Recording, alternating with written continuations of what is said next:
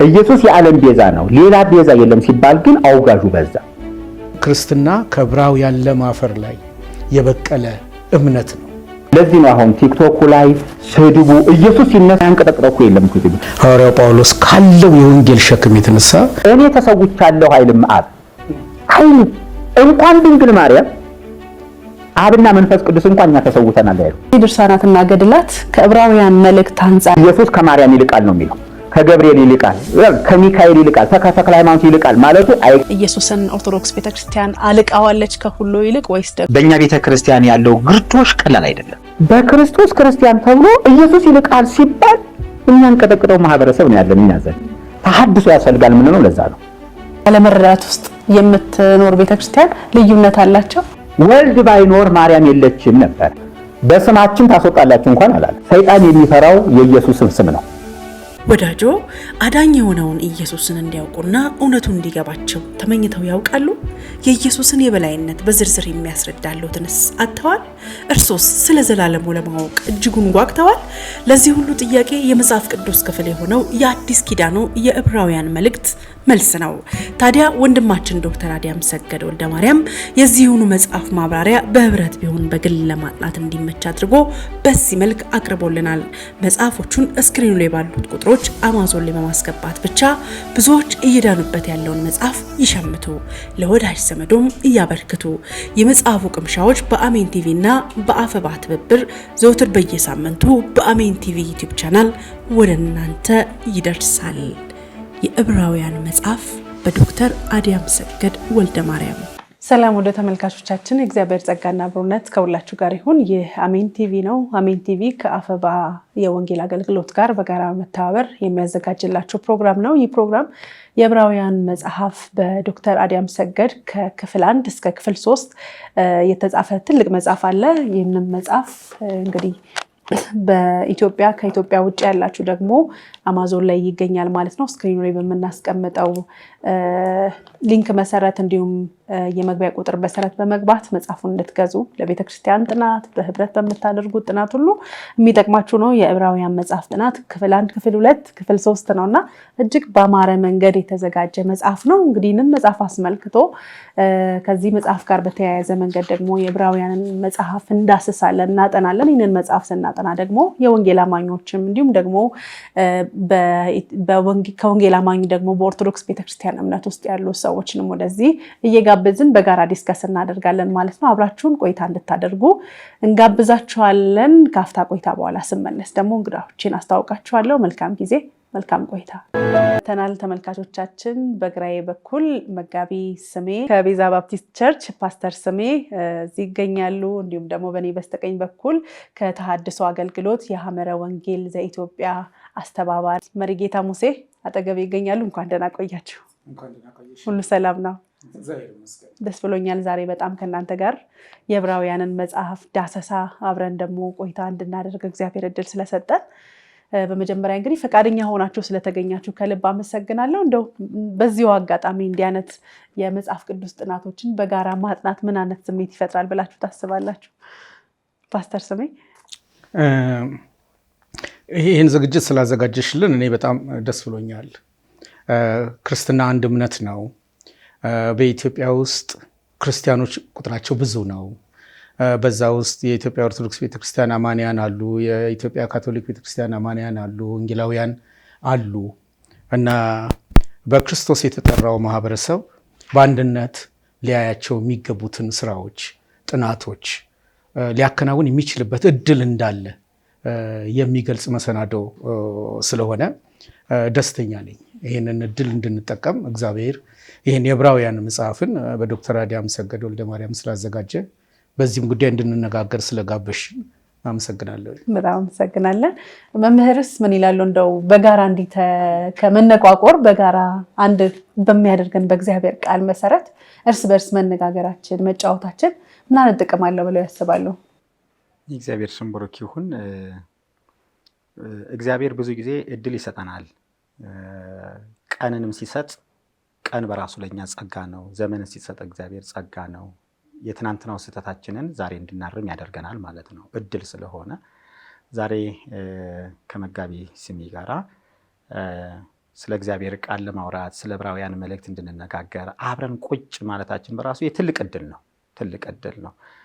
የሥላሴ አማኞች ከሁሉ በላይ መሰረታዊ በሆኑ የዶግማ ትምህርት በማይለያዩ የእምነት ተቋማት መካከል በእግዚአብሔር ቃል ዙሪያ ላይ በተልኳቸው ዙሪያ ላይ በአስተምሮታቸው ዙሪያ ላይ ቁጭ ብለው ማውራት አለባቸው። ምክንያቱም ከስራቸው ብዙ ህዝብ ስላለ እኛ እናወራም ብንል ህዝቡ ታች ያወራል።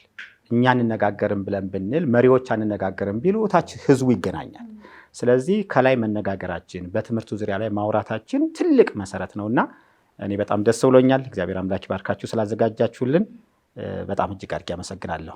በጣም እናመሰግናለን። እንግዲህ የአፈባ አገልግሎት ነው ይህንን ከአሜን ቲቪ ጋር በጋራ ተባብሮ ያዘጋጀው። እንግዲህ አፈባ በሀገርም ከሀገርም ውጭም በዓለም አቀፍ ደረጃ ትልቅ የወንጌል እንቅስቃሴን እያደረገ የሚገኝ ተቋም ነው። ፓስተር እንደው አፈባን የተቀላቀልክበት ሁኔታ እንዲሁም ደግሞ ስለ አፈባ የወንጌል አገልግሎት ምን ትላለህ? አፈባ ዓለም አቀፍ ፈውስ በፍቅርና በአንድነት የሚል ምህጻረ ቃል ያለው ነው። እኔ ከስራ ጫናዬ የተነሳ የተለያዩ ዝግጅቶች ውስጥ ራሴን መስጠት ብዙ አሁን አልፈልግም። ነገር ግን የአንዳንድ ሚኒስትሪዎችና የአንዳንድ ሰዎች ራዕይ ዘመን ተሻጋሪ ሆኖ አገኛለሁ። የዛን ጊዜ ካለኝ ጊዜ አሟጥጬም ቢሆን ከእንደዚህ አይነት ሰዎችና ሚኒስትሪ ጋር መተባበርን እመርጣለሁ። መምረጥ ያስገደደኝ የሚያልፍ ዘመን ያለኝ የማያልፈውን ስራ በአግባቡ የሚሰሩ ሲገኙ ከነሱ ጋር አብሮ መስራት ውጤታማ እንደሆን ያደርገኛል። ስለዚህ አፈባን በተዋወቅኩ ጊዜ ዶክተር አዳም ሰገድ ወልደ ማርያም ያለው ራዕይ በዓለም ላይ ያሉ ኢትዮጵያውያንን በወንጌል የመድረስ ስራ ነው ያለው ዝግጅት እና በአፈባ ውስጥ በርካታ ዲቪዥኖች አሉበት።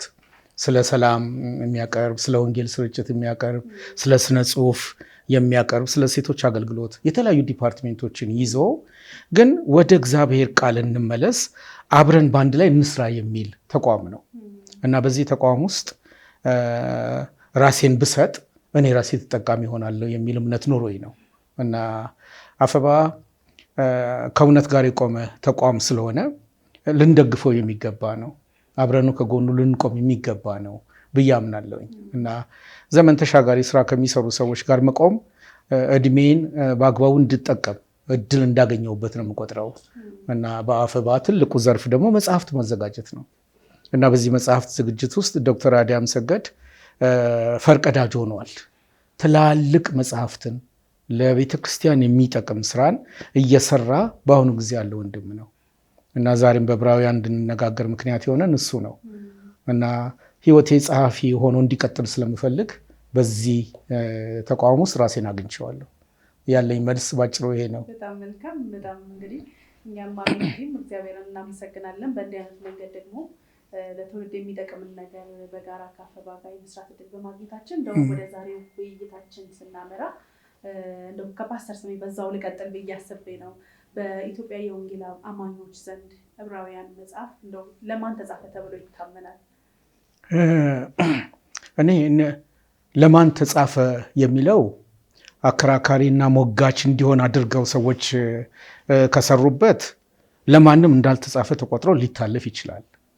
ነገር ግን በተበተኑ ዕብራውያን የአይሁድ ዳህራ ባላቸው ወደ ክርስቶስ በመጡ እና የቀደመ ተሞክሯቸው፣ ልምዳቸው፣ የአምልኮ ስርዓታቸው ምን እንደሆነ የሚያውቁት ህዝቦች አዲስ ኪዳናዊው አካሄድ ምን መሆን እንዳለበት ከቀደመው ትምህርታቸው ጋር አጣጥመው የድል ህይወትን እንዲኖሩ በማሰብ የተጻፈ መጽሐፍ ነው ብዬ ነው ማምነው እና ይሄ ደግሞ አካሄድ ወንጌላውያንን ብቻ የሚመለከት አይደለም፣ ኦርቶዶክሳውያንን ብቻ የሚመለከት አይደለም።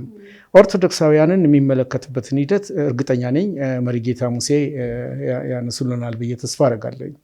ግን ክርስትና ከዕብራውያን ለም አፈር ላይ የበቀለ እምነት ነው እና የዕብራውያን ለም አፈር የብሉይ ኪዳን ስርዓት 39ኙ መጽሐፍት የቤተ መቅደስ ስርዓት በአጠቃላይ ተሻግሮ ወደ ክርስትና የመጣበት አቅጣጫ አለ እና ያንን ማወቅ ለሚፈልጉት ለነሱ ጸሐፊው ይህን መጽሐፍ ጽፎታል ብዬ ነው ማምነው። በእኔ እምነት ይህን መጽሐፍ የጻፈው የመሪጌታን አቋም ባላቅም ጳውሎስ ነው ብዬ ነው ማምነው። ይሄ የግል እምነቴም ነው። ግን ደግሞ ሐዋርያው ጳውሎስ ካለው የወንጌል ሸክም የተነሳ የገዛ ወገኖቹን በዚህ መንገድ ለመድረስ የጣረበት መንገዱ ነው እና ያ አካሄድና የኢትዮጵያ ክርስትና ቅርርብ ስላለው የዚህ መጽሐፍ መገኘት እና ለእኛ ደግሞ በብዙ ቋንቋ ተተርጉሞ መድረሱ ተፈላጊ ነው። ዘመን ተሻግሮ ከ2000 ዓመት በኋላ ለእኛ የደረሰ መጽሐፍ ነው ብዬ ነው እኔ የምረዳው። በጣም መልካም። መሪጌታስ ምንድነው ሀሳቦት በዚህ ላይ? መጋቢ ስሜን እንዳሉት በኢትዮጵያ ኦርቶዶክስ ተዋሕዶ ቤተክርስቲያን የመልእክቱ ጸሐፊ ሐዋርያው ጳውሎስ ነው ተብሎ ነው የሚታመነው። ስሙን ያለ መጽሐፉ ምክንያት ብዙ ጊዜ ከዕብራውያን ዘንድ ተቃውሞ ስለሚደርስበት ስሙን ትቶ መልእክቱን አስተላለፈ። ምክንያቱም እሱ እንደጻፈው ቢታወቅ መልእክቱ ሳይነበብ ይቀራልና የሚል ጽሑፍ አንድምታ ትርጓሜ ላይ ያስቀምጣሉ። ምንድነው የሚለው?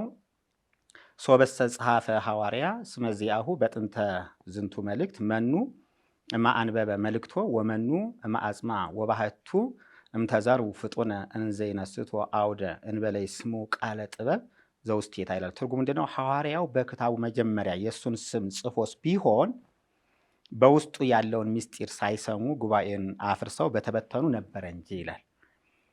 እንግዲህ ከጳውሎስ ሕይወትና ከአይሁድ ከዕብራውያን ተቃውሞ አንጻር ትክክል ነው። አንዳንድ ጊዜ እንደዚህ አይነት ነገር ሊኖር ይችላል ተብሎ ይታመናል እና የዕብራውያን ጸሐፊ መልእክት ጳውሎስ ነው ተብሎ ነው የሚታመነው። ለማን ነው የተጻፈው የሚለው ተደራሾች ግልጽ ሆኖ እንደውም መልእክተኞች ግልጽ ሆኖ ተቀምጧል። ይሄ የመልእክቱ ተደራሾች ዕብራውያን ክርስቲያኖች ናቸው እና ለጠቅላላ ዕብራውያን ሊጠቅም ይችላል እንጂ ዋና የመጀመሪያ ተደራሾች ግን አማኝ ክርስቲያኖች ዕብራውያን የሆኑ መሆኑ አጠቃላይ መጽሐፍ ቅዱሱ በግልጽ ያስቀምጣል እና የዕብራውያን መልእክት ጸሐፊ ራሱ ዕብራዊ ሰው ነው። እንደው ሌላ ምንም እንትን የሚያደርጋ ዕብራዊ ነው። በቃ ዕብራዊ ብቻ አይደለም፣ በጣም ምሁር፣ ብሉይ ኪዳንን ጠንቅቆ የሚያውቅ እያንዳንዱን ስንኝ ሳይቀር የብሉይ ኪዳንን እያንዳንዱን እንቅስቃሴ ጠንቅቆ የሚያውቅ መሆኑን የዕብራውያን መልእክት በደንብ አድርጎ ያስረግጥልናል እና ጸሐፊው ራሱ ብስል ነው ስለ ብሉይ ኪዳን ማለት ነው እና እንግዲህ ከመጽሐፍ ቅዱስ ታሪክ ካላቸው አባቶች መካከል የዛ እውቀት ከጳውሎስ ያለፈ እውቀት ያለው ሰው ሊኖር ይችላል ተብሎ አይታሰብም እና ይሄ ነው ያለው በኦርቶዶክስ ተዋሕዶ ቤተክርስቲያን አስተምሮ። እንደው በጣም መልካም። በዚሁ ላይ የዕብራውያን መጽሐፍ ዋና ዓላማና ግቡ ምንድን ነው? አማኞች ጳውሎስ ለአማኞ ከጻፈ አማኞች እንዲያገኙለትና እንዲይዙለት የሚያስበው ነገር ምንድን ነው?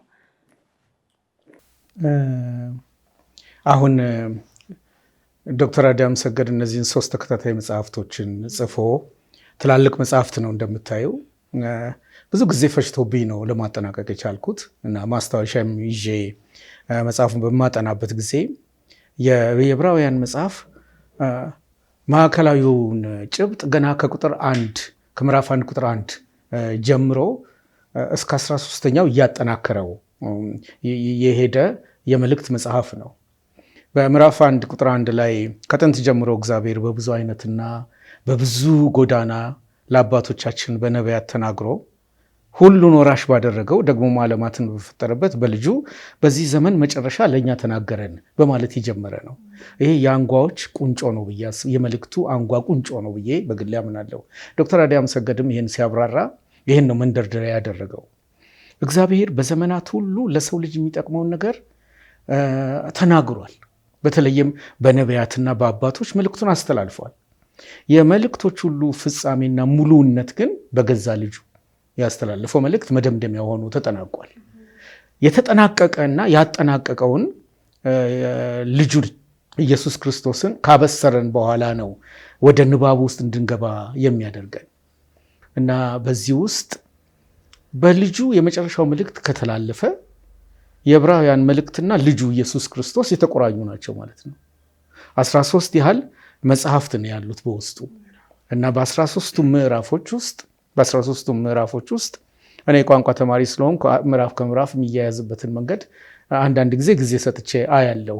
ኃይለ ቃሉ ምዕራፉ እና ሽግግሩ በጣም አስገራሚና የተዋበ ሆኖ የተጻፈ መጽሐፍ ነው በሁሉም ምዕራፎች ላይ ግን የላቀውን ኢየሱስ ክርስቶስን እየገለጠ ነው ሐዋርያው ጳውሎስ መልእክቱን ያጠናቀቀው እና ከቁጥር 1 ላይ የተነሳውን እሱን ነው እየገለጠ የሄደው። ያ የተገለጠው ኢየሱስ ክርስቶስ ቅድም መሪጌታም እንዳሉት በተለይም ከሰማያዊ ጥሪ ተካፋዮች የሆናችሁ ቅዱሳን ወንድሞች ሆይ የሃይማኖታችንን ሐዋርያና ሊቀ ካህናት ኢየሱስ ክርስቶስን ተመልከቱ ወደሚል ነው ማዕረጉን ከፍ ያደርገው። ቅድም መሪጌታ እንደነገሩን ከሰማያዊ ጥሪ ተካፋዮች ለሆኑት ነው የተጻፈው። ክርስትና የሰማያዊው ጥሪ ተካፋይ ለሆኑ ሰዎች ብቻ የተሰጠ እምነት ነው። ሊረዱት የሚችሉትም እነሱ ናቸው። የጥሪው ተካፋይ ለሆኑት መንፈስ ቅዱስ ተሰጥቷቸዋል። ለጥሪው ተካፋይ ለሆኑት የዕብራውያን መጽሐፍ ተሰጥቷቸዋል። ያ የተሰጣቸው ሰዎች ቅዱሳን ወንድሞች ተብለው ነው የተጠሩት። የተለዩ ቅዱስ የሆኑ ናቸውና የሃይማኖታችንን ሐዋርያና ሊቀ ካህናት ኢየሱስ ክርስቶስን ተመልከቱ ነው የሚለው። በቃ ይሄ በኢትዮጵያ ኦርቶዶክስ ቤተክርስቲያን ተገኘን፣ በወንጌላውያን፣ እኔ ባለሁበት በባፕቲስት ቤተክርስቲያን፣ በየትም ልንመለከት የተገባው ነገር ተወስኗል። የሃይማኖታችን ሐዋርያ ተገኝቷል፣ ሊቀ ካህኑ ተገኝቷል። እሱም ኢየሱስ ክርስቶስ ነው። እሱን ተመልከቱ ነው ይሄ መጽሐፍ የሚለው እና ዋና ብለሽ ለጠየቅሽኝ በዚህ ዙሪያ ነው። በጣም መልካም፣ በጣም ኢንተረስቲንግ በሆነ መንገድ ነው የገለጡልን። መምህር የተለየ ሀሳብ አለዎት ከፓስተር ስሜ? የተለየ ባይሆንም መጨመር የምፈልገው ለዕብራውያን ክርስቲያኖች የዕብራውያን መልእክት የተሐድሶ መልእክት ነው። በሕይወታቸው እንደገና ተሐድሶ እንዲያደርጉ ነው። ተሐድሶ እንዲያደርጉ ሲነግራቸው አንደኛ አፈግፍገዋል። የማፈግፈግ ዝንባሌ ይታይባቸዋል።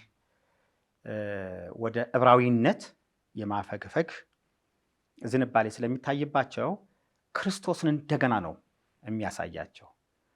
በጣም ደስ ከሚለው ነገር ዕብራውያን ምዕራፍ 1 ላይ ሲነሳ ኢየሱስ አምላካችሁ ነው ብሎ ነው የሚነሳው። አምላካችሁ ነው። በጣም ይሄ ከባድ ነው ለዕብራውያን። ስለዚህ ከአምላካችሁ ወደ አገልጋዮች እንዴት ትዞራላችሁ ነው። ዕብራውያን ምዕራፍ 1 በልጁ ተናገረን ሲል ልጁ በእኛ ቤተ ክርስቲያን ዘዕሩይ ምስለ አብ በመለኮቱ በመለኮት ከአብ ጋር እኩል የሆነ ህልው የሆነ ተብሎ ነው የሚተረጎመው። ስለዚህ ልጁ ሲል አባቶቻቸውን በጣም አልቀው የሚያዩዋቸውን አባቶቻቸውን ዝቅ አድርጎ ነው የሚጀምርባቸው። በጣም ዝቅ ያደርግባቸዋል ማለት ነው። ዝቅ ሲያደርግ ግን ንጉሥ ከንጉሥ እንደሚበልጥ ነቢይ ከነቢይ እንደሚበልጥ አይደለም። ስለዚህ ፈጣሪያችሁ ነው ብሎ ነው የሚጀምረው ማለት ነው ባጭሩ። ከዛ ሲያጠነክረው ወግብረ ደዊከ እማንቱ ሰማያት፣ ሰማያት የእጆች ስራዎች ናቸው ይላል እኮ። ይሄ ልጅ ማን ነው ይላቸዋል። በብሉይ ኪዳን አምላካችን ብላችሁ ስትዘምሩለት የነበሩት አባቶቻችሁ የዘመሩለት፣ የሰገዱለት፣ የተንበረከኩለት ፈጣሪ ሰማይ ወምድር የሆነው ነው ኢየሱስ ብሎ በቃ ሌላውን አንኮታኩቶ ይጥለዋል ማለት ነው። ለምን? ልባቸው ፍጡር ላይ ትኩረት አድርገዋል ማለት ነው ባጭሩ። ስለዚህ ከመላእክት ጋር ሲያነጻጽር አንዱ እሱን የሰጣቸው። ስለዚህ አምላካችሁ ነው ከተባሉ አሁን ዕብራውያን ደግሞ ለአምላካቸው ያላቸው ፍቅር ልዩ ነው ማለት ነው። ስለዚህ እንዳያፈገፍጉ እየመከራቸው ነው እና አንዱ ይሄ ነው።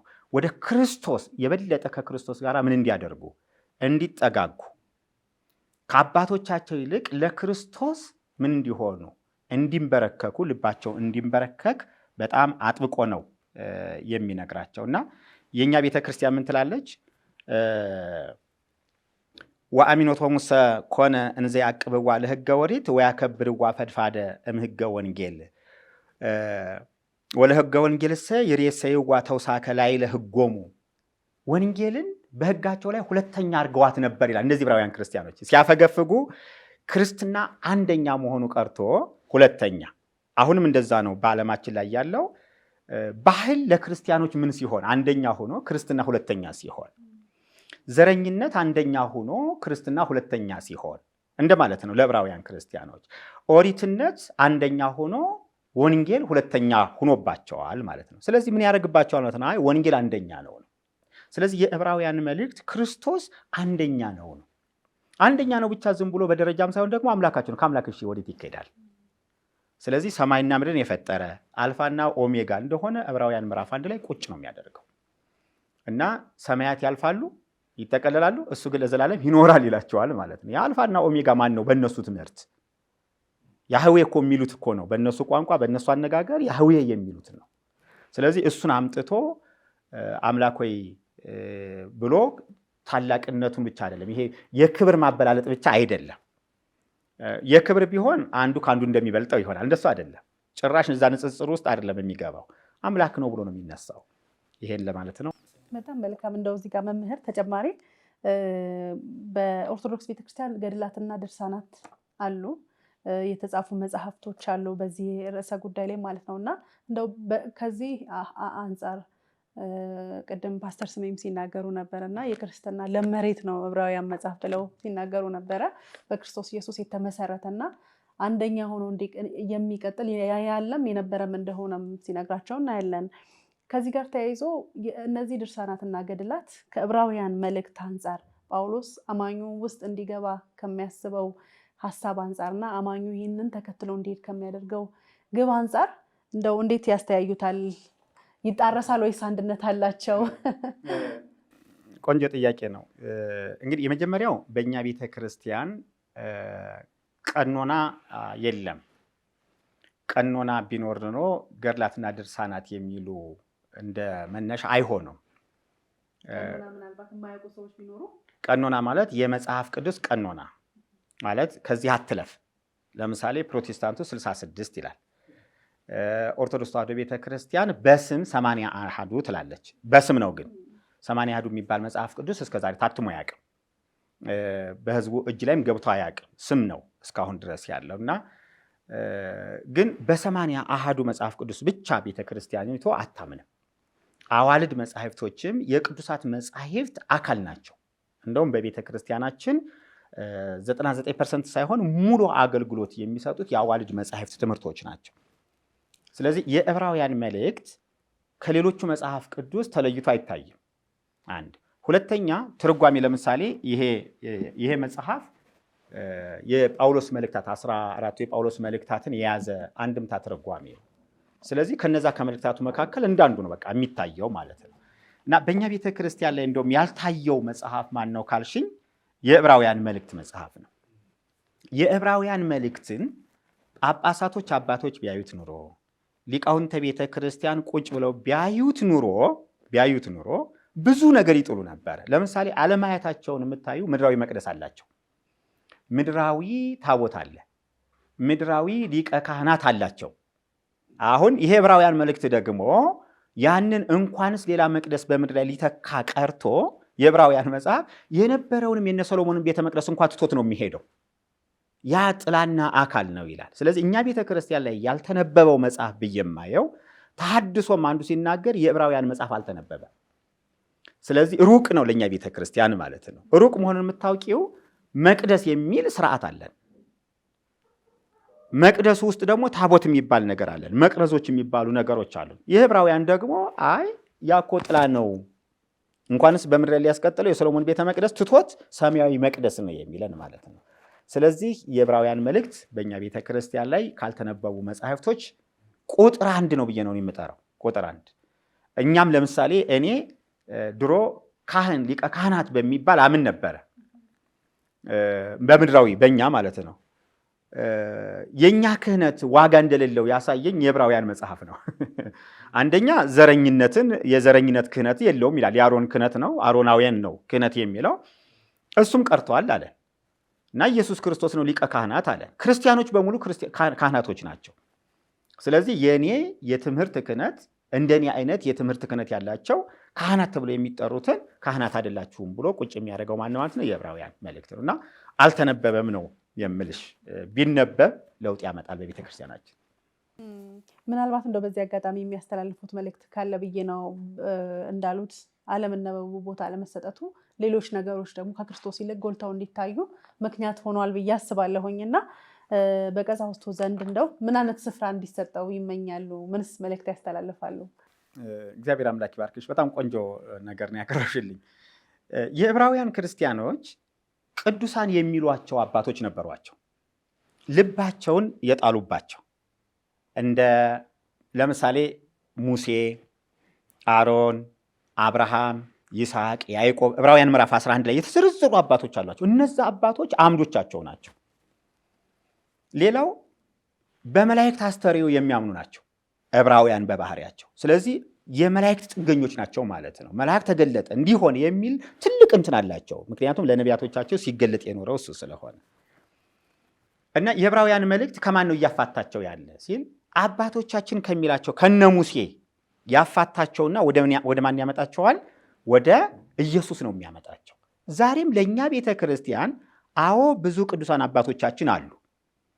ክርስቶስን የሚጋርዱን ከሆነ ግን አይጠቅመንም። እንደ ዕብራውያን ክርስቲያኖች አይጠቅመንም። ሙሴ ዕብራውያንን ጋርዶባቸው ነበረ። ቆሮንቶስ ላይ አንስቶታል ጳውሎስ። በጣም ነው የሙሴ ሕግ በተነበበ ቁጥር መጋረጃ በፊታቸው ይሆናል ይላል። እነዚህን አባቶችን ማክበር ጥሩ ሆኖ እያለ ክርስቶስን እንዳናይ ካደረጉን ግን አብርሃምን ቢሆን መቅረት አለበት። እንደውም አንድ ዮሐንስ መጥምቁ ሲናገር አብርሃም አባት አለ እንደምትሉት አይምሰላችሁ፣ ምሳር በዛፎች ስር ነው ይላቸዋል። ለምን? የአባቶቻቸው ጥገኞች ስለነበሩ ማለት ነው። ኢየሱስም አብርሃም አባት አለ እንደምትሉ ነው አብርሃም እንደማያድናቸው ነግሯቸዋል፣ ታስታውሱ ከሆነ። ስለዚህ የዕብራውያን ክርስቲያኖች ከሞቱ አባቶቻቸው ነፃ የማውጣት ስራ ሰርቷል። ሙሴ እንደማያድናቸው ለምሳሌ ሙሴ አገልጋይ ነው፣ ባሪያ ነው ይላቸዋል። ኢየሱስ ግን ልጅ ነው። ስለዚህ ከልጅና ከባሪያ ማን ይበልጣል ሲል አይ ልጅ ነው። ስለዚህ ባሪያውን ሙሴን ተውቱና ወደ ማን ቀረቡ ነው የሚላቸው? ወደ ኢየሱስ። አሮንንና ኢየሱስን ያነጻጽርና ማን ይበልጣል ሲላቸው ኢየሱስ በልጦ ነው የሚያገኙት። ስለዚህ አሮንን ተውትና ወደ ኢየሱስ ኑ ነው የሚላቸው። ስለዚህ ከኛ ቤተ ክርስቲያን አስተምሮ ጋራ የዕብራውያን መልእክት በጣም ነው የሚገናኘው ማለት ነው። ልክ እንደ ዕብራውያን ክርስቲያኖች እኛ ኦርቶዶክሳውያንም የማን ጥገኞች ሆነናል? የጻድቃን የሰማዕታት ጥገኞች ሆነናል ማለት ነው። ስለዚህ የዕብራውያንን መልእክት ማንበብ ለአንድ ኦርቶዶክስ ቄስ፣ ጳጳስ፣ ዲያቆን፣ ምእመን አስፈላጊ መጽሐፍ ነው። ዕብራውያንን ማንበብ በእርግጠኝነት እኛን ነፃ ያወጣ ብዙ ካህናትን ነፃ ያወጣ የዕብራውያንን መጽሐፍ ነው እና ይህንን ሁልሽ እንፈልግ። በጣም መልካም። እንግዲህ ተመልካቾቻችን ጥሩ ጊዜ እያሳለፈን እንገኛለን። በተለያየ እንግዲህ ሁኔታ ውስጥ ሆናችሁ ይህንን ፕሮግራም የኦርቶዶክስ እምነት ተከታይ ሆናችሁ ደግሞ የምትከታተሉ መልካም እና ጥሩ ነገር እያገኛችሁ እንዳለ ተስፋ አድርጋለሁኝ። ምክንያቱም መጽሐፍ ቅዱስ የተጻፈው እንድናነበው፣ እንድንረዳ፣ እግዚአብሔርን በመምሰል እንድናደግ ነውና እንግዲህ እኛ ማዕከል አድርገን እየተወያየንበት ያለነው ሀሳብ ዕብራውያን ነው። ዕብራውያንም መጽሐፍ በማንበብ የእምነታችን ጅማሬና ፈጻሚ የሆነውን ክርስቶስን ይዘን እንድንሄድ ያስፈልጋልና መምህር የሰጡንን የቤት ስራ እንግዲህ በተለያየ አገልግሎት ውስጥ ያላችሁ ሁሉ እንድታነቡ ጋብዛለሁኝ። ጥሩ ጊዜ እያሳለፋችሁ እንዳለ ተስፋ አደርጋለሁኝ። ወዳጆ አዳኝ የሆነውን ኢየሱስን እንዲያውቁና እውነቱ እንዲገባቸው ተመኝተው ያውቃሉ? የኢየሱስን የበላይነት በዝርዝር የሚያስረዳሉትንስ አጥተዋል? እርሶስ ስለ ዘላለሙ ለማወቅ እጅጉን ጓግተዋል? ለዚህ ሁሉ ጥያቄ የመጽሐፍ ቅዱስ ክፍል የሆነው የአዲስ ኪዳኑ የዕብራውያን መልእክት መልስ ነው። ታዲያ ወንድማችን ዶክተር አዲያም ሰገድ ወልደ ማርያም የዚሁኑ መጽሐፍ ማብራሪያ በህብረት ቢሆን በግል ለማጥናት እንዲመች አድርጎ በዚህ መልክ አቅርቦልናል። መጽሐፎቹን ስክሪኑ ላይ ባሉት ቁጥሮች አማዞን ላይ በማስገባት ብቻ ብዙዎች እየዳኑበት ያለውን መጽሐፍ ይሸምቱ፣ ለወዳጅ ዘመዶም እያበርክቱ። የመጽሐፉ ቅምሻዎች በአሜን ቲቪ እና በአፈባ ትብብር ዘውትር በየሳምንቱ በአሜን ቲቪ ዩቲዩብ ቻናል ወደ እናንተ ይደርሳል። የዕብራውያን መጽሐፍ በዶክተር አዲያም ሰገድ ወልደ ማርያም። ፓስተር ወደ አንተ ነው የምመጣው። እንግዲህ በኦርቶዶክስ ቤተክርስቲያን ላይ እንግዲህ የክህነቱም እንደገና ደግሞ ሰማዕታት ጎልተው እንደታዩ በወንጌል አማኙም ደግሞ በጣም ጎልተው እየታዩ ያሉ ከቅርብ ጊዜ ወዲህ ክፍተቶች አሉ ማለት ነው። ዕብራውያን መጽሐፍ ጋር ስናነጻጽረው ለአገልጋዮች፣ ለመጋቢዎች የተለየ ቦታ መስጠት፣ ለነቢያት ክርስቶስን የሚጋርዱ ነገሮችን እየተመለከተን እንገኛለን እና እንደው ከዚህ ከዕብራውያን ጳውሎስ ህዝቡ እንዲያገኝለት እንዲረዳለት ከሚፈልገው ግብ አንጻር ክርስቶስን ተመልክተን እንድንሮጥ ከሚመለከተው አንጻር እንዴት ትመለከተዋለህ? አሁን ላይ ያለው ቅጥ ያጣ ክብር፣ ቅጥ ያጣ ቦታ እንዴት ታየዋለህ? የመሪጌታ መልስ ልቤን ደስ አሰኝቶት ስለነበረ ወደ እኔ እንደምትመጪ ሳላስብ ነው የደረሽብኝ። የዕብራውያን መጽሐፍ በወንጌላውያን ዘንድ አሁን ባለው ወቅታዊ ሁኔታ እንዴት ይታያል የሚለው ጥያቄ ወሳኝ ጥያቄ ነው ብዬ ነው የማምነው። የዚህ የዶክተር አዳም ሰገድን መጽሐፍት ከመድረሱ በፊት ከማንበቤ በፊት ወንጌላውያን እየከሰርን የሄድንባቸው መንገዶች እየጨመሩ ሄደዋል። ለክስረቱ መፍትሄ ኬት ሊገኝ ይችላል በሚል የዕቅበተ እምነትን የሚከታተሉ ወገኖች የተለያዩ በርካታ መጽሐፎችን ሲጽፉ ያለው። ኋላ ላይ ግን እግዚአብሔር እንዳስተውል ያደረገኝ የወንጌላውያን ቤተ ክርስቲያናት በአብዛኛው ወይም ሙሉ ለሙሉ ወደ ምዕራቡ ዓለም ሊያዘነብሉ የሚገባ ወደ ምስራቁ ዓለም ሲሆን ወደ ምዕራቡ ጠቅለው የገቡ ሆነው አግኝቻቸዋለሁ። ይሄ 100% ላይ ሰራ ይችል ይሆናል፣ ግን ባጠናሁት ጥናት ቅድም መነሻዬ ላይ እንዳልኩት ቤተክርስቲያን ባህላዊ እሴቶቿን፣ ታሪካዊ ዳራውን፣ ሴማዊ የሆነው ቋንቋውንም ጭምር ይዛ የተጓዘችበት የመነሻ ቦታዋ ኢየሱስ ክርስቶስ የተገኘበት ስፍራ ነው። ዕብራውያን ናቸው። ማህበረ እስራኤል ነው ለክርስትና መነሻ መንደርደሪያውን ቀድሞ ያበጀልን። ኢየሱስ ክርስቶስ የተገኘበት የዕብራውያን የመገኛ ክልል ደግሞ የምስራቁ ዓለም ነው። ከዚህም የተነሳ ሀሳብ ሆኖብኝ 8ኛ አድርጌ የጻፍኩት መጽሐፌ ከምዕራቡ የምስራቁ የሚል ነው። ከምዕራቡ የምስራቁ ከመቻቻል መቀባበል፣ ከምዕራብ ወደ ምስራቅ ወንጌላውያን ዞር ካላልን በቀር ችግራችን እየጨመረ ነው የሚሄደው። ከምዕራቡ ወደ ምስራቅ ለማዘንበል ከሚያስገድደን ነገር ውስጥ አንዱ የኢትዮጵያ ኦርቶዶክስ ቤተክርስቲያን መሰረቷን የጣለችው በምስራቁ እሴት ላይ ነው። ወንጌላውያኑ እምነታችንና ቤተክርስቲያናችንን ስንመሰርት ደግሞ በአብዛኛው አስተውለንም ይሁን ሳናስተውል ወይም ያሉን ሪሶርሶች ከምዕራቡ ዓለም ከግሪክ ሮማ ጋር በጣም የተገናኙ ናቸው። ከግሪክ ሮማ ጋር ያለው የስነ መለኮት ትምህርትም የተዛባ ነው። ወደ ምስራቁ ስንመጣ ጌታችን ኢየሱስ ክርስቶስ ወደ ተገኘበት 39ኙ የብሉይ ኪዳን መጽሐፍት ወዳሉበት መተን እምነታችንን ስንፈትሽ የተበላሹ ክፍተቶች የት ጋር እንደሆነ ያለምንም ጥርጥር ማየት እንችላለን። እና በዚህ መጽሐፊ ላይ እነዛን ነገሮች ዘርዝሬያቸዋለሁ። ምን ለማለት ነው? ዕብራውያን መጽሐፍ የተጻፈው በምስራቁ ዓለም ባህላቸውን፣ እሴታቸውን፣ እምነታቸውን ላደረጉ ዕብራውያን ክርስቲያኖች ነው። እኛ ደግሞ በአብዛኛው ወደ ምዕራቡ ዓለም ስላተኮርን፣ አሁን ወደ ምዕራቡ ስልሽ ለምሳሌ የስነ መለኮት ኮሌጆች ኢትዮጵያ ውስጥ አሁን ብዙ ናቸው። ሁሉም ላቲንና ግሪክን ያስተምራሉ እንጂ ግዕዝና ዕብራይስጥን ሲያስተምሩ የምታገኛቸው ኮሌጆች የሉንም። እኛ ግን እውነቱን ፈልገን ለማግኘት ግዕዝንም ዕብራይስጥንም ቅድሚያ ብንሰጥ ነበር ጥሩ የሚሆነው። ያን ቅድሚያ ባለመስጠት የሌላውን ዓለም ፍልስፍና ውስጡ አቃይጠናል። አሁን ይሄን ሊያድንልን የሚችለውን ለዕብራውያኑ የተጻፈ ለምስራቁ ማህበረሰብ ተጽፎ የነበረ ወደኛ የተሻገረውን የዕብራውያን መጽሐፍ ነው አሁን ያገኘ ነው። በዕብራውያን መጽሐፍ ውስጥ እኛ ወደ ጌታ በመጣን ጊዜ፣ የጌታ ጥሪ በደረሰን ጊዜ በኢትዮጵያ ኦርቶዶክስ ቤተክርስቲያን ውስጥ ያሉትን እሴቶች 100% ከኛ ነቅለን እንደተተከልን ያህል አድርጌ ቆጥረዋለሁ። አዲስ ማህበረሰብ፣ አዲስ ባህል፣ አዲስ ሁኔታዎችን በመፍጠር እዛ ላይ ያለውን ክፍተት ሊዘጋልን የሚችል ከ27ቱ የአዲስ ኪዳን መጽሐፍት ውስጥ ወንጌላውያን ተመልሰን ልናጠናው የሚገባ መጽሐፍ ይፈለግ ከተባለ መፍትሄ ሰጫችን የዕብራውያን መጽሐፍ ነው። አሁን በምዕራፍ 2 ላይ ዶክተር አዳም ሰገድ ሲያብራራ አንድ ቦታ ላይ በጣም የሚያስገርም ነገር አስቀምጠዋል። በእግዚአብሔር ጸጋ ስለ ሰው ሁሉ ሞትን ይቀምስ ዘንድ ከመላእክት ይልቅ በጥቂት አንሶ የነበረውን ኢየሱስን ከሞት መከራ የተነሳ የክብርንና የምስጋናን ዘውድ ተጭኖ እናየዋለን ነው ያለው። ይሄ ዘውድ ተጭኖ ማየት የሚለው ምናልባት ወንጌላውያን በልሙጡ የምንረዳው ነው የሚመስለኝ። እኔ ሳስብ 1923ን ጥቅምት 23ን አስባለሁኝ። ግርማዊ ቀዳማዊ ኃይለ ሥላሴ ዘውድ የጫኑበት ቀን ነው። ዘውድ ተጭነው የዓለም መንግስታት ሁሉ እዚች ሀገር መጥተው አይተዋቸዋል። ዘውድ የመጫን ታሪካቸው እስከ 1967 መስከረም 2 ነው የቀጠለው፣ ተገረሰሰ።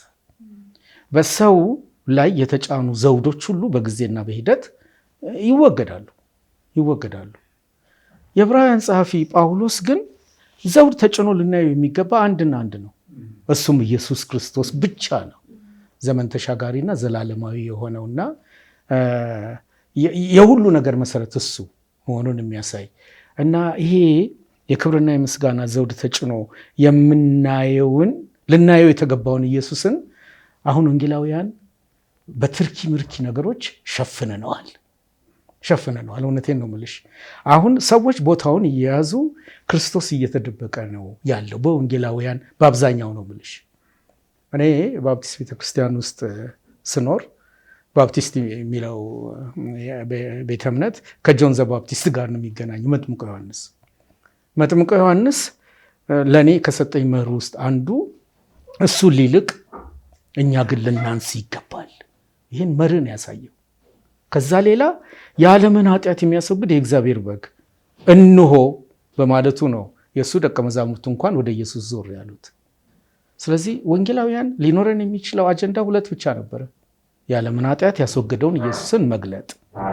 አሁን ግን ሌሎች አጀንዳዎች ተተክተው ትላልቅ የገዘፉ ሰው አከል ሰዎችም ጭምር ምናመልካቸው ሆነዋል። ሌሎች ገድሎች ፈጥረናል። እነዛ ገድሎቻችን ዛሬ እየተንቀሳቀሱ ስለሆነ በኦርቶዶክስ ቤተክርስቲያን ካሉት ይልቅ የኛ የከፋ ነው። ስለዚህ ያንን ሊያድንልን የሚችለው የዕብራውያን መጽሐፍ ነው፣ የዕብራውያን መልእክት ነው። ይህንን ወንጌላውያን ተመልሰን የላቀውን ኢየሱስን ማየት ይኖርብናል። እንዳልኩሽ ዕብራውያን ሲጨርስ ምዕራፍ 13 ላይ ኢየሱስ ክርስቶስ ትናንትና ዛሬ እስከ ለዘላለም ያው ነው ብሎ ነው የጨረሰው። እና ወንጌላውያን ልንባንን ይገባል። በእንቅልፍ ውስጥ እንቀጥል ካልን ግን መጥፊያችን ዋዜማ ላይ እንዳለን ማሰብ ያስችላልና በእነዚህ 3 መጽሐፎች ውስጥ ዶክተር አዲያም ሰገድ ሲጨነቅበት የኖረው መፍትሄ በዚህ ውስጥ እንዳለ አስባለሁ። እና በጣም አርጀንት የሆነ መጽሐፍ፣ ሌላውን ሁሉ ጥለን ወንጌላውያን ወደ ዕብራውያን ተመልሰን የላቀውን ኢየሱስን እንድናይ ያግዘናል እና ለእኛ የሚጠቅም ነው ልልሽ እፈልጋለሁ። በጣም መልካም። በእግዚአብሔር ይባርክ ፓስተር። በጣም መልካም ነው። ተመልካቾቻችን አብራችሁን ቆይታ እያደረጋችሁ ስላለ ከልብ እናመሰግናለን። እንግዲህ የዶክተር አዲያም ሰገድን መጽሐፍ ዕብራውያንን ሰፋ ባለ መንገድ እንድናጠና በ3 ክፍል ተከፋፍሎ እንግዲህ ሰፊ ዳሰሳ ተደርጎበታል። እናንተም ይህንን በቸርቻችሁ በቤተክርስቲያናችሁ በግላችሁም ገዝታችሁ እንድታጠኑ እንጋብዛችኋለን። በአማዞን ላይ ስክሪን ላይ በምትመለከቱት ቁጥር እንግዲህ በመግባት ልታዙ ትችላላችሁ ማለት ነው። በተለያየ ሀገር በካናዳ፣ በአሜሪካ እንዲሁም በአውስትራሊያ ታገኙታላችሁ ማለት ነው። በእጅ ደግሞ ከፈለጋችሁ ማለት ነው። አብራችሁን ቆይታ እያደረጋችሁ ስላለ ከልብ እናመሰግናለን። እንግዲህ ወደ መምህር ደግሞ መጣለሁኝ ማለት ነው። ቅድም ሰፊ ዳሰሳ ስናይ ነበረና በተለይ በዕብራውያን መጽሐፍ ላይ ሐዋርያው ጳውሎስ ስለ ኢየሱስ ከሁሉ መብለጥ ይናገራል እና ቅድም የተወሰነ ነካክተውት ነበር መምህር። እንደው አሁን ደግሞ በደንብ ገለጥለጥ አድርገን እንመልከተው ብዬ ነው። የኢየሱስ ክርስቶስን መብለጥ ከምን ጋር ያወዳድራል ጳውሎስ የሚለውን ሀሳብ እናነሳለን። ከዛው ጋር ደግሞ ተያይዘ የኢየሱስን መላክ በአጠቃላይ የኦርቶዶክስ አማኞችና የዕብራውያን መጽሐፍ ላይ ስናስተያይ ምን አይነት ተዛምዶና ክፍተትን እንመለከታለን? ኢየሱስን ኦርቶዶክስ ቤተክርስቲያን አልቃዋለች ከሁሉ ይልቅ ወይስ ደግሞ አሳንሳዋለች የሚለውን እስቲ።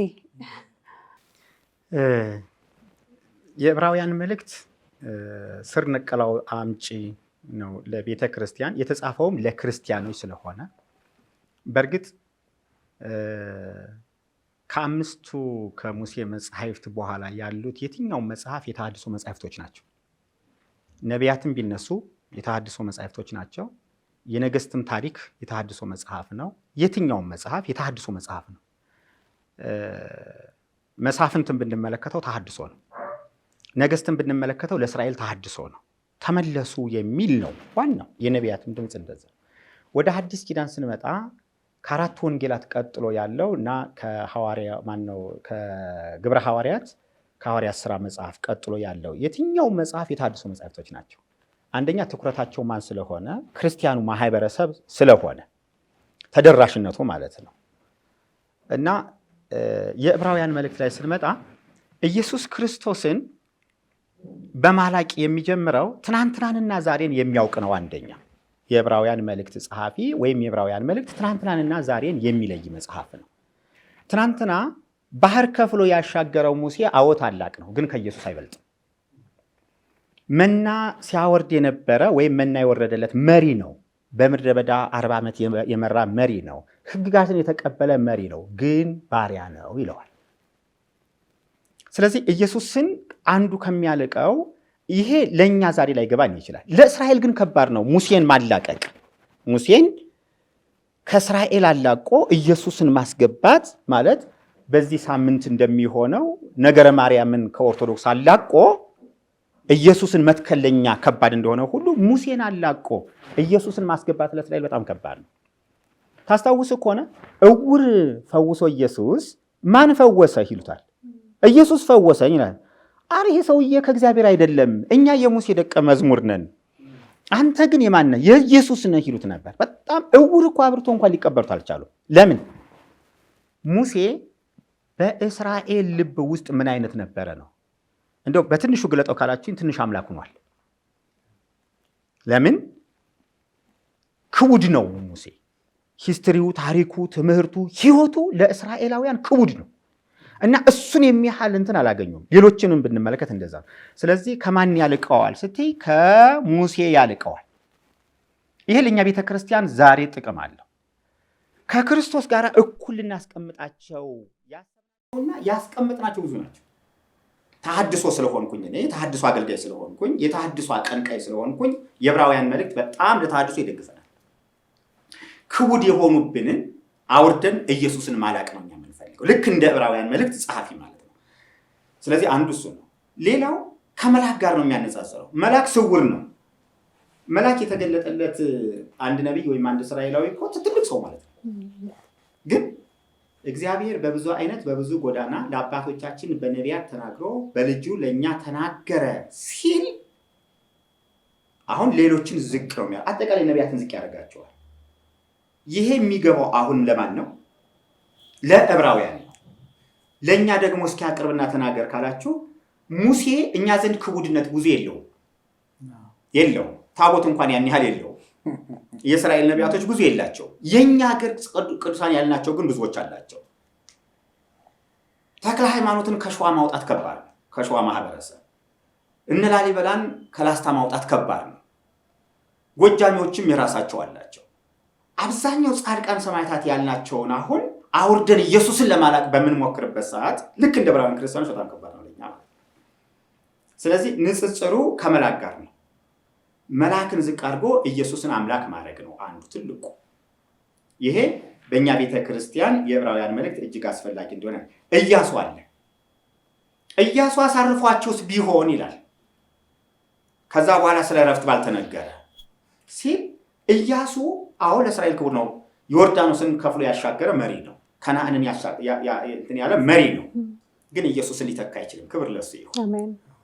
ልክ እንደ ዕብራውያን ሆነን ስናይ የፈለገ ተአምር የተደረገበት ቢሆን ተአምር የተገለጠበት አገልጋይ ቢሆን ኢየሱስን ሊተካ ወይም ከኢየሱስ ጋር እኩል ሊሆን አሊያም ኢየሱስን ሊጋርድ በፍጹም አይገባም። እኔ በፕሮቴስታንቱም ይሄ እያየነው ነው። ነቢያቶቻችሁ፣ ፓስተሮቻችሁ በጣም ክርክር። ሰው ስለ ጻድቃን ስለ ሰማዕታት እንዴት ይከራከራል? ማለት ያድነኛል ያድነኝም። ኦኬ ሙት ያስነሳ አገልግሎት ጸጋ ነው። በነገራችን ላይ ሙት የሚያስነሳ ነብይ የለም። ሙት የሚያስነሳው የእግዚአብሔር ጸጋ እንጂ ሙት የሚያስነሳ ነብይም ሐዋርያም የለም። ጸጋው ነው። እግዚአብሔር ሲሰራበት ነው እጃችን የሚፈውሰው ታምራት የሚያደርገው። ስለዚህ ጸጋው እንኳን የእግዚአብሔር መሆኑ ቀርቷል። የሰንበዲ የከሌ አቶ ከሌ ሆኗል ማለት ነው። እኛ ዘንድም እንደዛ ነው ያለው። ስለዚህ የዕብራውያን መልእክት ጸሐፊ እነዛን ታላላቅ አባቶችን ከእስራኤላውያን ክርስቲያኖች ፊት ገለል ያደርጋቸዋል እና በጣም አስተዋይ ጸሐፊ ነው። አስተዋይ የተሐድሶ ጸሐፊ ነው ብዬ ነው የማምነው። ማደስ ስለሆነ ማለት እንደገና ወደ እግዚአብሔር ማቅረብ ስለሆነ። ስለዚህ ከኢያሱ ጋር ከአሮን ጋር ያነጻጽራሉ። አሮን ወደ ቅድስተ ቅዱሳን የሚገባ ስርየተ ኃጢአትን ምን የሚያስተሰርይ እኮ ነው። በነገራችን ላይ አሮን ያስተሰረየው ጊዜያዊ ኃጢአትንም እንጂ ዘላለማዊ ኃጢአትን አይደለም። በብሉይ ኪዳን የሚቀርቡ መስዋዕቶች በሙሉ ጊዜያዊ ኃጢአት ነው። ያ ቀርቶባቸዋል፣ ዕብራውያን ቀርቶባቸዋል። በግ መሰዋቱን የቀረባቸው ለምን ይቀራል ወደሚል ዝንባሌ ያለ አይ የኢየሱስ ደም እኮ ለዘላለም አንጽቷቸዋል ነው የሚለው። ዛሬም እኛ እንደዛ ነው የሚሆነው። የክርስቶስን ደም የሚወክል መስዋዕት የለም። ክርስቶስን የሚወክል ሊቀ ካህናት የለም በቃ በፍጹም። ስለዚህ ከአሮን ያስበልጠዋል እና ተጨማሪ በኋላ እናገራለሁ። ፓስተር ተናግሮ ብናገር ደግሞ ደስ ይላል። እሺ፣ በጣም መልካም በጣም መልካም። እንደው ፓስተር ዕብራውያን እንግዲህ የትንቢት ፍጻሜ ክርስቶስ ኢየሱስ እንደሆነ ይናገራል ማለት ነውና እንደው ይህንን ሐሳብ እንዴት ትመለከተዋለህ? ይህን ለመመለስ መቼም ሰፊ 2 3 4 5 ፕሮግራሞች ሊያስፈልጉት ይችል ይሆናል። ግን ደግሞ ኢየሱስ ክርስቶስ የትንቢት ፍጻሜ ነው የሚለውን በወጉ ሊያስረዳን የቻለ 66ቱንም ቅዱሳት መጽሐፍት እኔ እኩል ቦታ ነው የምሰጣቸው። ክርስቶስን አልቆ በመግለጥ ደግሞ የዕብራውያን መልእክት ትልቁን መልእክት አስተላልፏል ብዬ የተረዳውበት መንገድ በምሳሌ ባስረዳልሽ ነው የሚሻለው። ከወንጌላውያንም አኳያ አብረን ማየት ስለሚኖርብን የትንቢት ፍጻሜ ወይም ደግሞ ዓለማትን በፈጠረበት በልጁ በዚህ ዘመን መጨረሻ ላይ ለእኛ ተናገረን የሚለው መልእክት ወሳኝነት ሊኖረው የሚችለው በእኔ መረዳት ሃይማኖቶችን በዓለም ላይ ያሉ ሃይማኖቶች ቁጥራቸው ስንት እንደሆነ ለጊዜው አላቅም። በስም እንዘርዝር ካልን ግን አላቅም። 40 ሺህም 50 ሺህም ሊኖር ይችላል። ለሁለት ነው መክፈል የምችለው። ለሁለት በምከፍልበት ጊዜ የሚታየኝ የተወሰኑቱ ምንም አይነት የሃይማኖት ስም ይሰጣቸው ፈጣሪ ወደሚሉት ለመድረስ ፈጣሪ የሚሉትን ለማስደሰት ከሱ ጋር አብረው ተቆራኝተው ለመኖር ጥረት በማድረግ በጎዳና ላይ በጉዞ ላይ ያሉ ናቸው።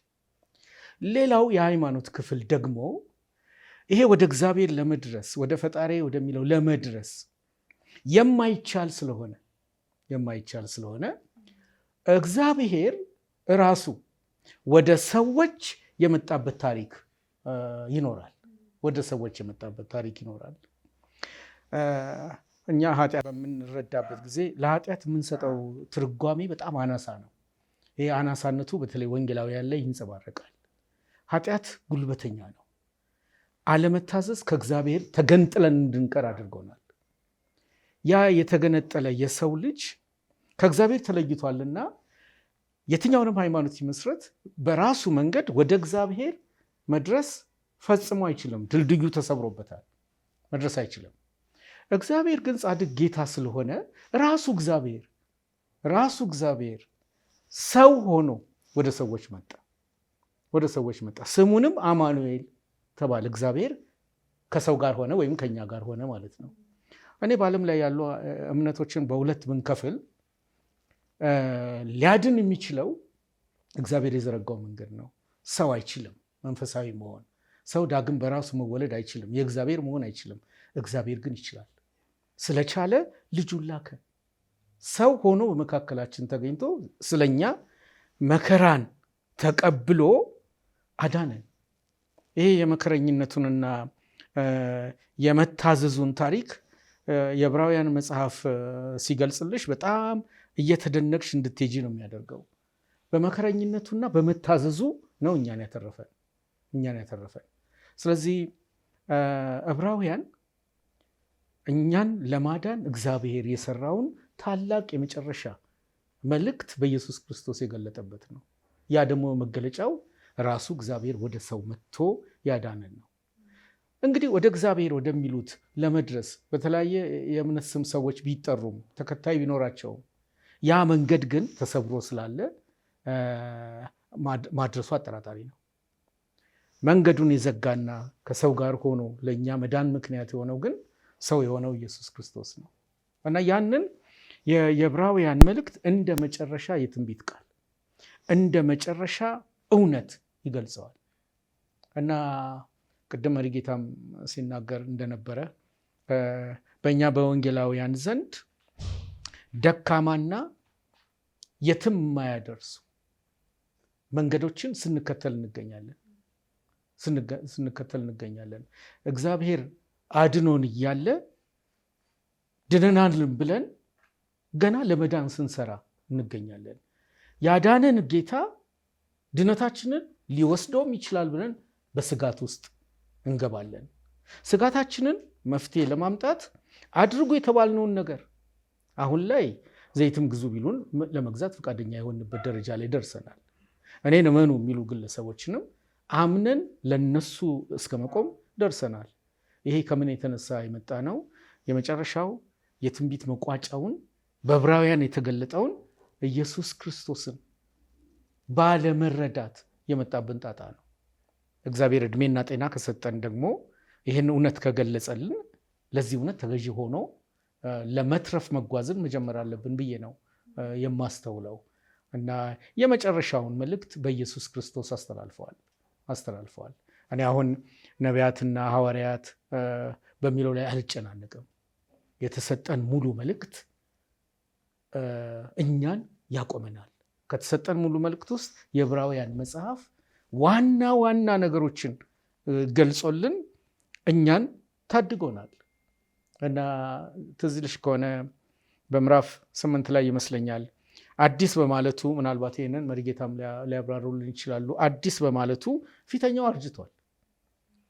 አርጅቷል፣ አሮጌና ውራጅ የሆነውስ ሊጠፋ ቀርቧል ነው የሚለው። ይሄ እግዚአብሔርን ማምለክ ከሚታዩ ነገሮች ጋር ያለው ነገር አልፏል፣ በኢየሱስ ክርስቶስ በጸጋ ወንጌል ተተክቷል እና ይህንን ጸጋ የመረዳት አቅም ነው የመጨረሻው የትንቢት ቃል እንደ ዕብራውያን አገላለጽ። እንደዛ ነው የምንረዳው። በጣም መልካም። እግዚአብሔር ይባርክ ፓስተር። ተመልካቾቻችን እንግዲህ ጥሩ ጊዜ እያደረገን እንገኛለን። እግዚአብሔር ይመስገን። ፕሮግራማችንን እንግዲህ በኤልሻዳይ ቴሌቪዥን እንዲሁም በአሜን ቲቪ ዩቲዩብ ቻናል የተከታተላችሁ ስላለ ከልብ እናመሰግናለን። ለአሜን ቲቪ ዩቲዩብ ቻናል አዲስ ከሆናችሁ ሰብስክራይብ እንድታደርጉ ጋብዛችኋለሁ። ይህ ፕሮግራም አፈባ ከአሜን ቲቪ ጋር በጋራ በመተባበር የሚያዘጋጅላችሁ ፕሮግራም ነው። ከአፍታ ቆይታ በኋላ ተመልሰን እንመጣለን። መልካም ጊዜ፣ መልካም ቆይታ።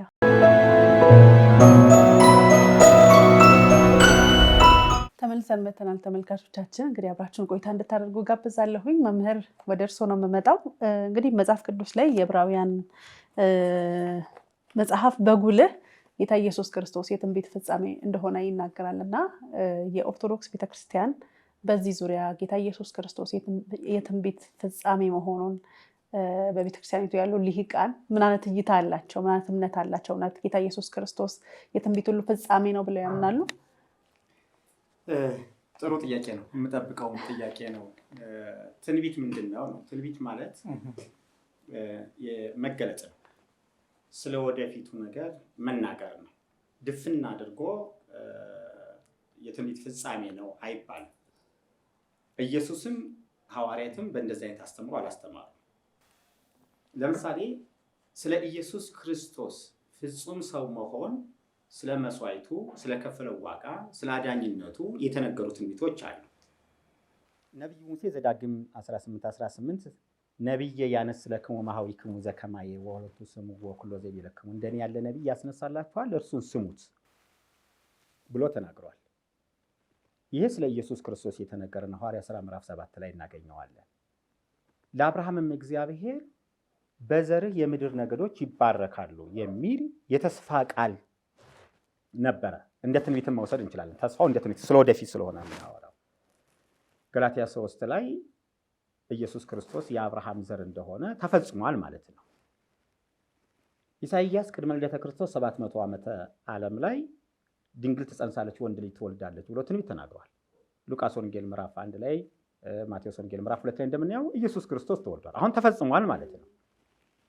አሁን የተፈጸሙትንና ያልተፈጸሙትን መለየት አስፈላጊ ነው። ስለ ክርስቶስ የተነገሩት አብዛኞቹ በሚባል ደረጃ ተፈጽመዋል። ግን ተነግሮን ደግሞ ያልተፈጸመ አለ።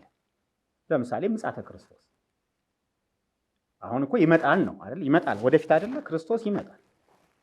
ይሄ ገና አዲው ተፈጸመ ስንል ምኑ ነው የተፈጸመው? የትኛው ነው የተፈጸመው? ድንግል ትጸንሳለች፣ ወንድ ልጅ ትወልዳለች፣ ተፈጽሟል። ኢየሱስ ተወልዷል፣ ተፈጸመ። ኢሳይያስ ምዕራፍ 53 ላይ ያለው ተፈጽሟል። ስለ ሰው ልጆች ኢየሱስ ክርስቶስ መከራን ተቀብሏል። ሉቃስ ወንጌል ምዕራፍ 24 ላይ ማየት እንችላለን። ስለዚህ የትንቢት ፍጻሜ ነው ስንል ትንቢትን መቃወም ከሆነ ኑፋቄ ነው። አስተርእዮተ እግዚአብሔር የእግዚአብሔር መገለጥ የእግዚአብሔር ምሪት ዛሬም ስላለ፣ ስለዚህ የትኛው ትንቢት ነው የተፈጸመው ስንል ክርስቶስ ስለኛ መከራ እንደሚቀበል ስለ ክርስቶስ በሰውነቱ ሊሆንበት ያለው ነገር ሁሉ ምን ብሏል ማለት ነው? ተፈጽሟል። ኢየሱስ ሲናገር እምትደቃቲ ቃል ሞሪት ወነቢያት ይቀለል ፍልጠተ ሰማይ ወምድር፣ ከኦሪትና ከነቢያት አንዲት ቃል ከምትነጥብ ሰማይና ምድር ቢያልፉ ይሻላል። ምንድነው የተነገረው? ስለሱ የተነገረው ነገር እስኪፈጸም ነው። ስለዚህ ክርስቶስ የትንቢት ፍጻሜ ነው ማለት እንደው በጥቅሉ አይደለም። ስለሱ የተነገረው እና በነገረ ድነት ጉዳይ ላይ የተነገረው ነገር ተፈጽሟል። ይሄ ነው መጽሐፉ የሚነግረን። ትንቢት አሁንም አለ። ነቢያቶች አንዳንዶችን ነቢያት አድርጎ አስነስቷል ይላል ኤፌሶን ምዕራፍ 4 ነው። አንዳንዶችን ሐዋርያት፣ አንዳንዶችን ነቢያት፣ አንዳንዶችን አስተማሪዎች፣ አንዳንዶችን ወንጌል ሰባኪዎች ይላል።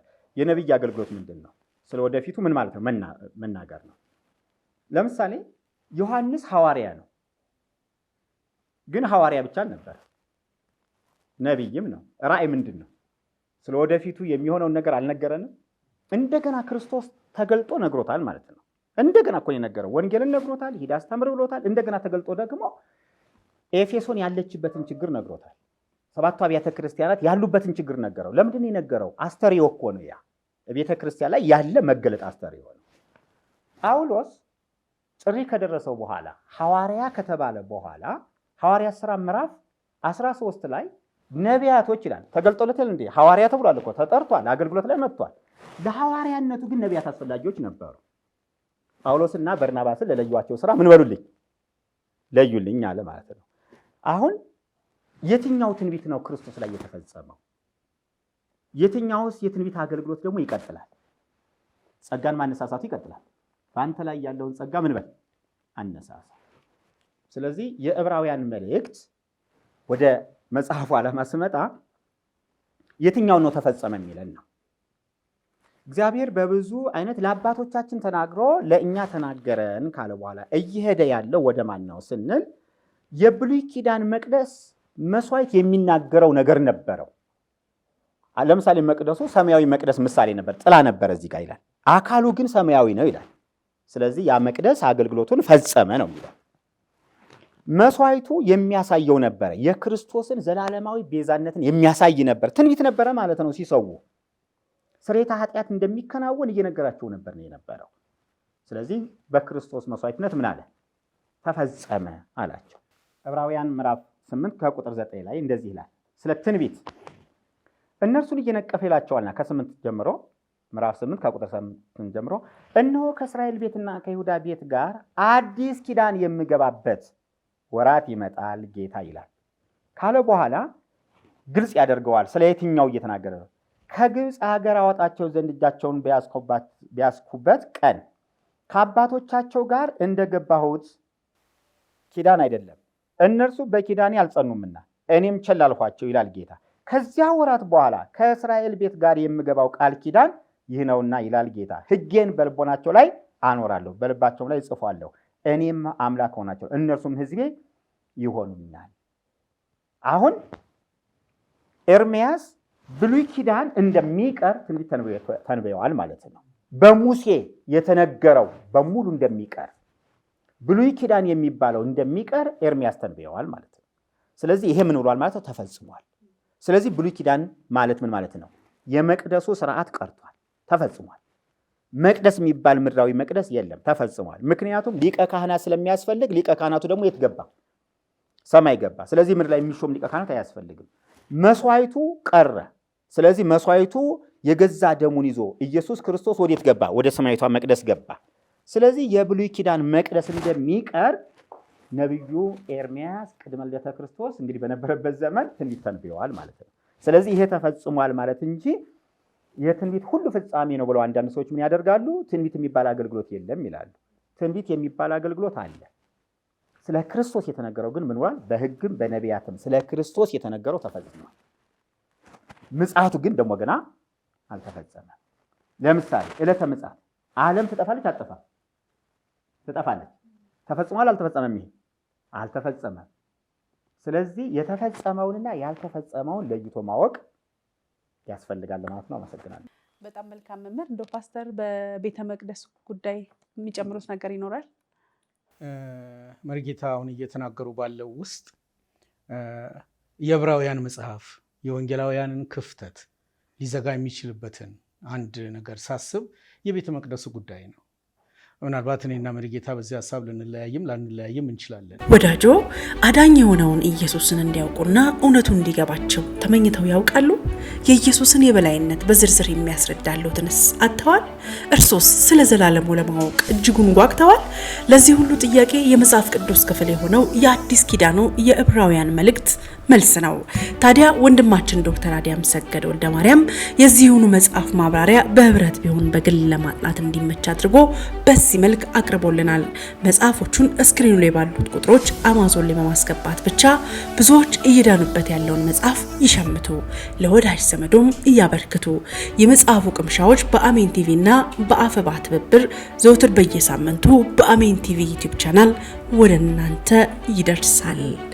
የዕብራውያን መጽሐፍ በዶክተር አዲያም ሰገድ ወልደ ማርያም